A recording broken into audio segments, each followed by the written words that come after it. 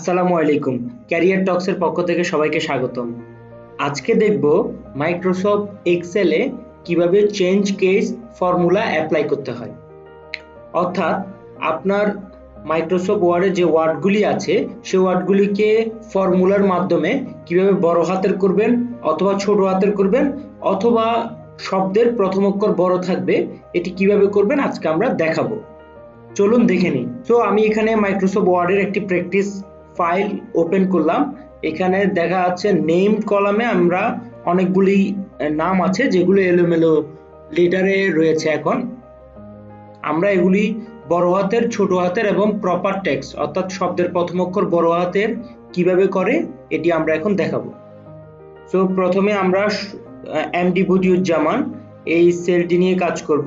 So MD বদিউজ্জামানকে আমরা সবগুলো ছোট হাতের করব কিভাবে এটি আমরা দেখব।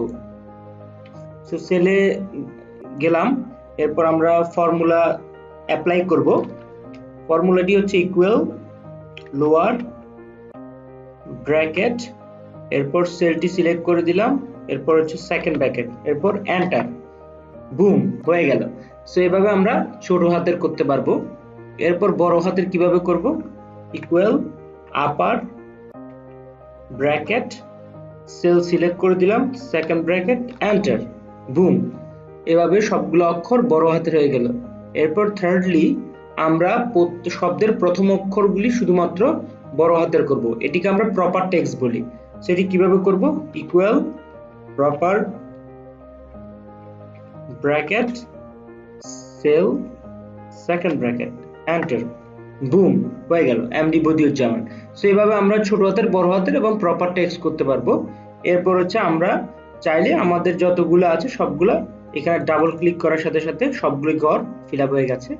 অথবা এটি চাইলে আমরা শিফট চেপে ধরে প্রথম সেলে আমরা সিলেক্ট করলাম, এরপর লাস্ট সেলে আমরা সিলেক্ট করব, এরপর কন্ট্রোল ডি প্রেস করব, বুম। এভাবেও আপনি চাইলে সবগুলো ফর্মুলা একসাথে অ্যাপ্লাই করতে পারেন। অথবা প্রথম সেল সিলেক্ট করে এরপর একটা মাউসে ড্র্যাগ করে টেনে দিলে সবগুলা সেলে ফর্মুলা অ্যাপ্লাই হয়ে যাবে। সেভাবে আপনি বড় হাতের, ছোট হাতের এবং প্রপার টেক্সট করতে পারবেন। ধন্যবাদ সবাইকে।